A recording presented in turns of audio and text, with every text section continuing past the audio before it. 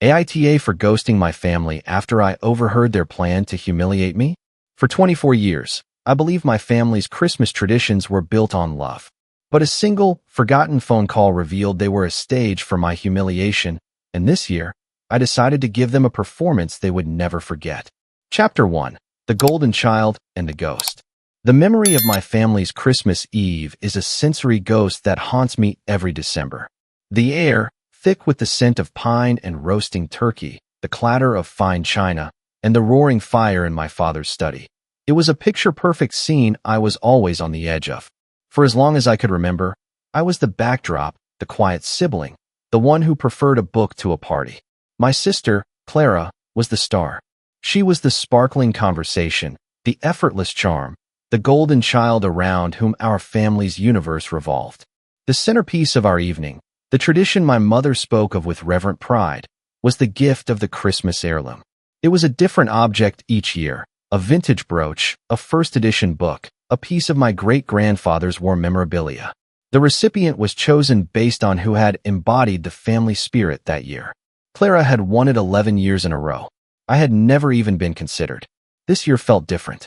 I had worked tirelessly, starting a small freelance graphic design business that was finally turning a profit.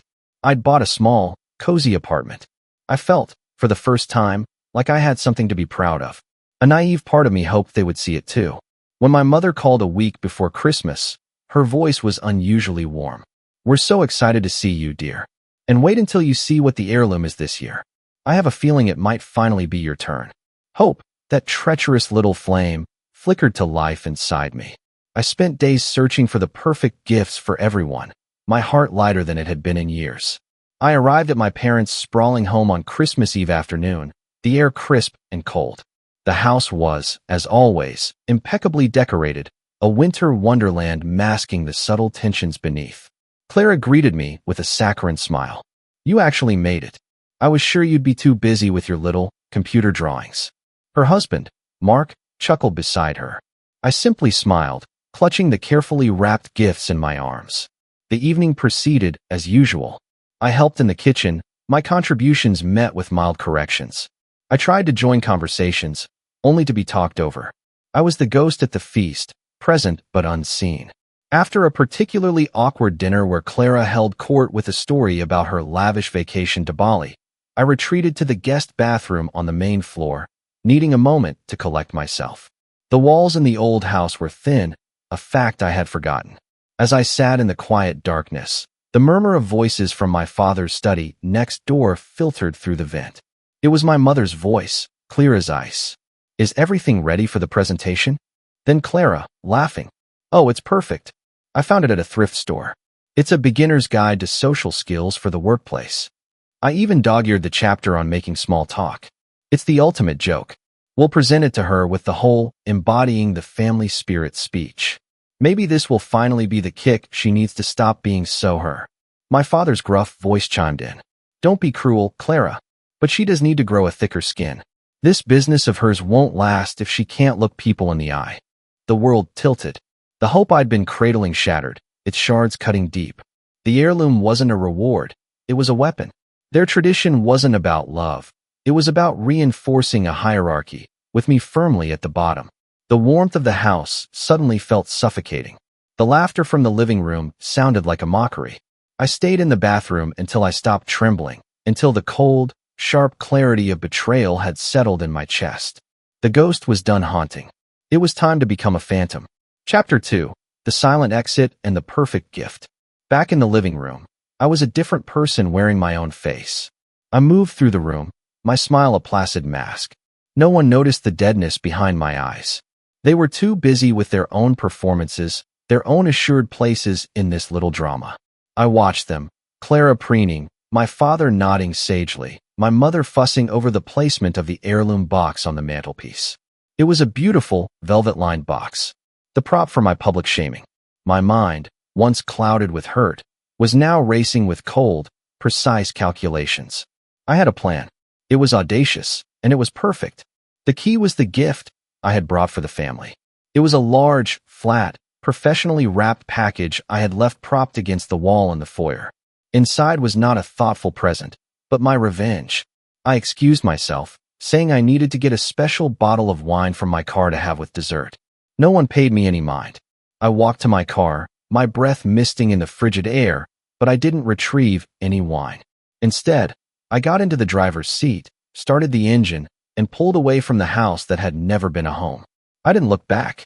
I drove to my quiet, empty apartment 20 minutes away, the silence there a comforting blanket compared to the toxic noise I had left behind. Back at my parents' house, I knew the timeline by heart. Dessert would be served, my mother's famous Yule log. Then, the coffee. Finally, my father would clear his throat and call for everyone's attention for the presentation of the heirloom. That was the moment I was waiting for. Sitting on my sofa, the clock ticking toward that exact moment, I felt a calm I hadn't known in years. My phone began to buzz. First, a text from my mom. Where did you go with the wine? Dessert is ready. I ignored it. Then another, are you lost? The buzz became a ringtone. I let it go to voicemail. 3 more calls in quick succession. The curtain was rising on their little play, and the lead actor was missing. Finally, as my phone lit up with my mother's name for the 5th time, I took a deep breath and answered. I didn't say hello. Her voice was a whip crack of fury, barely contained. Where are you? The line was silent for a beat, filled only with the faint echo of a tense living room behind her. I pictured them all gathered, the empty space where I was supposed to be standing, the ridiculous heirloom, waiting to be bestowed as a joke. I said calmly, my voice even and quiet. Did you enjoy my gift? Chapter 3. The Unwrapping. The silence on the other end of the line was profound, broken only by my mother's sharp, confused intake of breath. What? What gift? What are you talking about? We are in the middle of the heirloom presentation, and you have ruined it with your inconsiderate disappearance. Get back here this instant. I think you should open my gift now, Mom. I repeated, my voice still eerily calm. Put me on speakerphone. I heard her frustrated huff, then the fumbling of the phone, and the ambient sound of the room expanded. I could hear the crackling fire, the uneasy shifting of people, Clara's whisper. What is she playing at? It's on speaker, my mother snapped. Now, explain yourself. The large, flat package in the foyer, I said. Open it. All of you. There was a rustling, the sound of tearing paper. I could imagine my father, ever pragmatic, slicing through the tape with his pocket knife. Then, another silence. This one was different. It wasn't confused or angry. It was stunned, heavy with a dawning, horrific understanding. What is this? My father's voice, usually so sure, was now a shaky whisper. What they were looking at was a large, custom-made, professional-looking flowchart, mounted on a stiff board. At the top, in bold, elegant lettering, it read, a comprehensive guide to understanding our family dynamics. Beneath that was a complex web of boxes, arrows, and text. It was a masterpiece of my graphic design skills, visually clean and devastatingly clear. On one side, under a heading The Golden Child, Clara, was a list of her achievements, both real and exaggerated, with arrows pointing to outcomes like parental praise, automatic heirloom victory, and center of attention. It detailed incidents I'd overheard or been part of, like the time she crashed my father's car and I was blamed for distracting her, or the time she got a promotion for a project I'd helped her with. On the other side, under the Scapegoat, me, was a list of my own life events. Started a successful business, had an arrow pointing to dismissed as little computer drawings. Bought first home, led to no congratulations received. Expressed an opinion connected to met with interruption or correction. The most damning part was in the center. A box labeled Christmas Heirloom Tradition had branches revealing its true function. Reinforce hierarchy, publicly humiliate the scapegoat, and boost Clara's ego. I had even included a small, transcribed quote from the conversation I'd overheard hours earlier. It's the beginner's guide to social skills. The ultimate joke. You heard us, Clara said, her voice small and stripped of its usual arrogance.